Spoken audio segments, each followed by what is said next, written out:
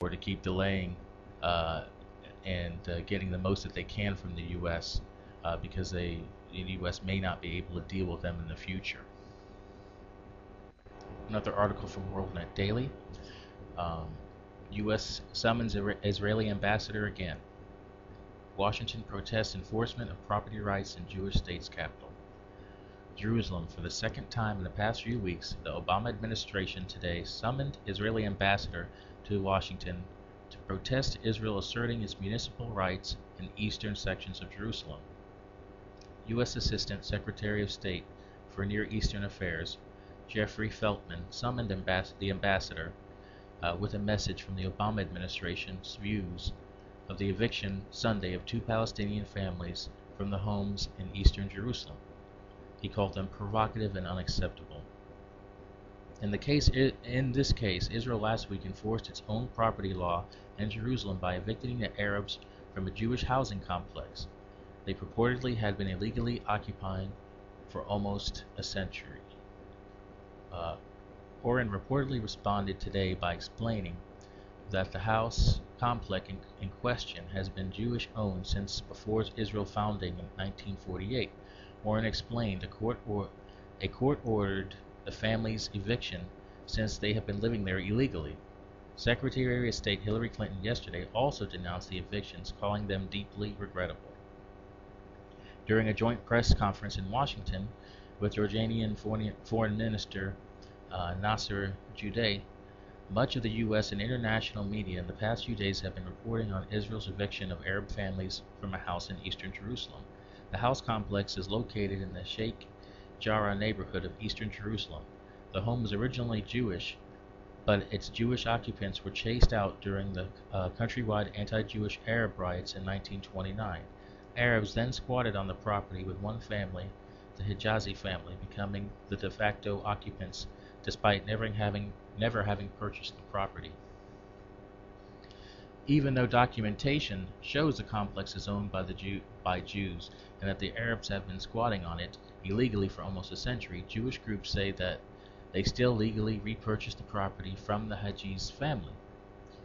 Following pressure from the Palestinian Authority, however, the family later denied selling the complex back to the Jews despite documentation and other evidence showing the sale went through. The PA in April warned Palestinians against selling their homes and properties to Jews, saying that those who would violate the order would be accused of high treason, a charge that carries the death penalty. Israel's court system twice ruled the property belongs to Jews. And Prime Minister Benjamin Netanyahu's office earlier this week released a statement to WorldNet Daily objecting to the U.S. condemnation of the Israeli government for enforcing property law in Jerusalem.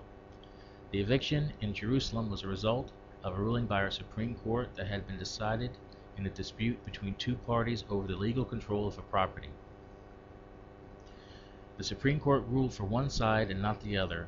In all democracies, the rulings of the courts must be upheld, and it is incumbent on the executive branch to implement such decisions. Reeve said that the Israeli Supreme Court is renowned internationally for both its independence and its professionalism. There are countless examples of the Supreme Court ruling in favor of the Palestinians in land disputes. Today marked the second time in the past 3 weeks Israel's ambassador has been summoned by Washington to protest Israel's conduct in eastern Jerusalem.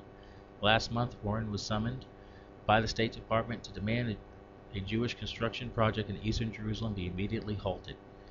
The construction project, financed by Miami Beach philanthropist Irving Makasowitz, is located just yards from Israel's National Police Headquarters and other government ministries. It is a few blocks from the country's prestigious Hebrew University, underscoring the centrality of the Jewish real estate being condemned by the U.S. Netanyahu strongly rejected the State Department's demand, telling a cabinet meeting Israel's sovereignty over Jerusalem was not a matter up for discussion. Imagine what would happen if someone were to suggest Jews could not live in or purchase property in certain neighborhoods in London, New York, Paris, or Rome. Rapture Ready News reports that Mahmoud Ahmadinejad was sworn in Wednesday for a second term of office as president of Iran, appealing for national unity and denouncing foreign interference in his inauguration speech before Parliament. Ahmadinejad took the oath and pledged to protect the Constitution, but his inaugural speech was unusually soft-toned for the bellicose Iranian leader. Also, 3 Americans arrested after apparently straying into Iran are being questioned by police. Iranian state television has reported, "We don't know whether they are tourists or not. We are questioning them," said a local secretary official. Iranian officials have accused the 3 of ignoring warnings from the border guards and crossing over from Iraq's Kurdish region on Friday. Sort of makes you wonder if Iran isn't holding on to these guys as some sort of bargaining chip to hedge against any attack by the U.S. or Israel. Of course, it wouldn't affect Israel's attack, but maybe they feel they could pressure the U.S. into not letting Israel strike, or at least not joining it with these potential human shields. Now, from the Times Online, Iran is ready to build a nuclear bomb. It's just waiting for the Ayatollah's order. Iran has perfected the technology to create and detonate a nuclear warhead and is merely awaiting the word from its supreme leader, Ayatollah al-Khamenei, to produce its first bomb, Western intelligence sources have told the Times. The sources said that Iran completed a research program to create weaponized uranium in the summer of 2003, and that it could feasibly make a bomb within a year on the order from its supreme leader. A U.S. national intelligence estimate 2 years ago concluded that Iran had ended its nuclear arms research program in 2003 because of the threat from the American invasion of Iraq.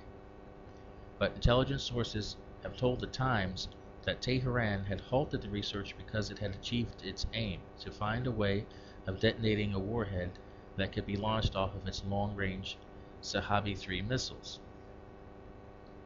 They said that should Ayatollah Khamenei approve the building of a nuclear device, it would take 6 months to enrich enough uranium and another 6 months to assemble the warhead.